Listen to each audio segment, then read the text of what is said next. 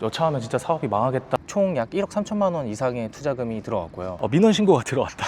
2주 정도는 잠을 못 잔 것 같아요. 제일 중요한 건 그거였어요. 내가 지켜야 하는 상황을 만들어야겠구나. 안녕하세요, 오랜만입니다. 사실 최근 영상을 좀 못 올렸었는데 제가 운영하던 숙소에서 큰 문제가 하나 있었어요. 그래서 멘탈이 정말 크게 많이 흔들리는 일이 있었는데요.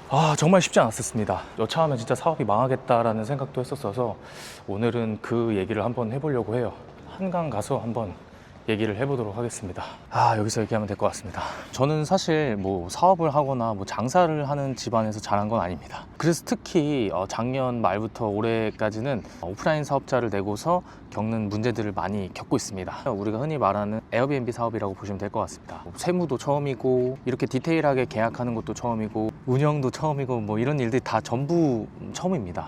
여기는 서울 1급지 지역에서 진행된 건이라서 총 약 1억 3천만 원 이상의 투자금이 들어왔고요. 함께하는 분들도 있었고 제 결정을 따라주신 분들도 있었습니다. 그래서 이번 일은 뭐 단순히 저 혼자만의 일은 아니었어요. 문제가 생겼을 때 어떻게든 좀 지켜내야 되는 상황이었어요. 그래서 이렇게 영상을 찍는 이유도 그것 때문인데요. 이거 사업 진짜 망할 수도 있겠다, 뭐 그런 생각이 들어서 이거 망하면 제가 남는 게 없잖아요. 그래서 영상으로 꼭 이 과정을 남겨야겠다고 생각이 들었습니다.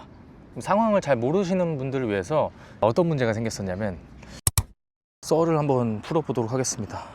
그 당시 이제 약간 안정화가 됐다고 생각을 하고 제가 당시 했던 게 뭐냐면은 다음 3호점 숙소를 준비를 하고 있었어요. 다음에는 어디를 할까 이렇게 준비를 하고 있었는데 그날 이제 전화가 왔습니다.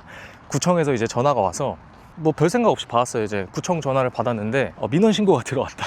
그래서 제가 깜짝 놀랐죠. 이거 올 게 왔구나 하고 이제 제 입장에서는 이제 그거를 방어를 해야겠죠. 이 신고의 내용이 굉장히 디테일했었고 제가 오자마자 속수무책으로 뭐 대답을 잘 할 수가 없었어요. 제가 어떻게 대응을 좀 할 수 없었던 상황이었고 현장에서 주무관분들이 어떤 이제 내용에 대해서 합의를 하자라고 하셨는데 저는 사실 그걸 좀 거절을 했습니다. 변호사를 통해서 이야기를 드리겠다라고 말씀을 드렸었죠.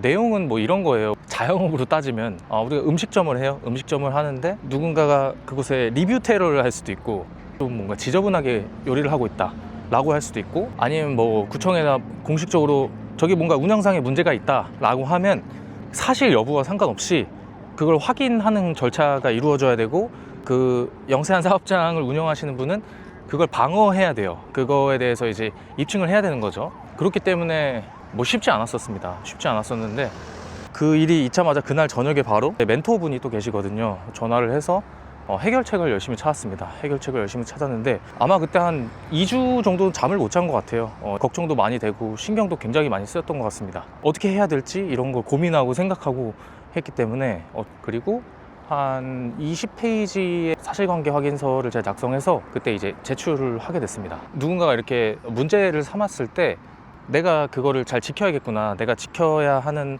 상황을 만들어야겠구나 라는 생각을 했습니다. 그리고 무엇보다 중요했던 거는 제일 중요한 건 그거였어요. 제가 제일 불안하고 스트레스를 받았던 이유는 이 상황을 뭔가 내가 스스로 통제할 수 없다는 느낌? 약간 통제감이 상실됐다 뭐 그런 느낌 때문이었던 것 같아요.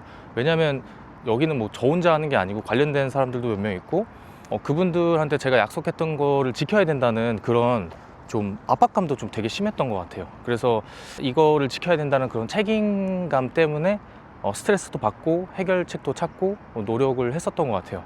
그때 이후로 제가 생각이 굉장히 많이 바뀌었는데요. 제가 6년 전쯤에 스타트업 들어가서 그 센터 하나를 담당했던 적이 있거든요. 그때 월에 1억씩 막 적자가 나는 그런 상황이었는데 그 당시에도 스트레스를 굉장히 많이 받았지만 이 정도만큼은 아니었어요. 그때는 이제 회사라는 조직 뒤에서 제가 일을 하는 입장이었기 때문에 적자를 메워야 된다는 그런 책임감이 있었지만 이 정도로 심각하지는 않았던 것 같습니다. 이번에는 뭐 내 돈, 나와 관련된 사람들, 평판, 책임 이런 게 다 섞여 있다 보니까 훨씬 더 그 강도가 높았던 것 같아요. 그래서 느꼈던 게 그런 거였어요. 뭐 우리가 뭐 이론적으로나 여기저기서 많이 들었을 때 당연히 사업이라는 게 시작하는 것도 중요하지만 책임지고 계속 운영하는 것도 중요하다 이런 거를 알게 되지만 그거를 이제 진짜 몸소 뼈저리게 느꼈던 건 이번이 처음이었던 것 같아요. 굉장히 열심히 또 분주하게 움직였던 것 같습니다. 그래서 사실 이제 좀 웃기지만 우리가 축구로 좀 비유를 해보자면 저는 이제 공격형 포지션이었던 것 같긴 해요. 뭔가를 일을 벌리고 시작하고 조율하고 막 나가는 건 잘하는데 이걸 계속 지속적으로 운영하고 수비해야 되는 그 수비수의 역할은 굉장히 약했던 거죠. 뭐 세무적인 문제, 뭐 법적인 문제, 뭐 운영적인 측면에서는 생각보다 좀 제가 많이 약했었던 것 같습니다.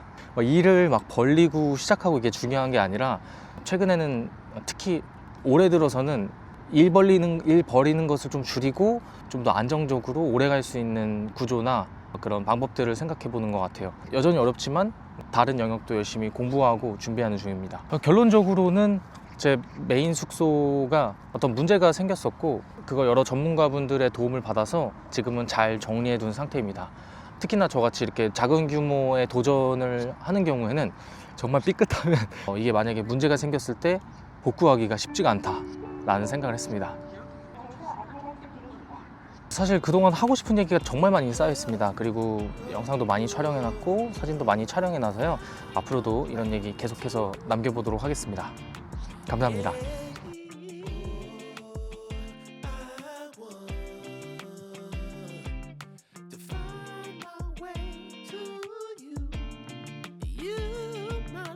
There's so many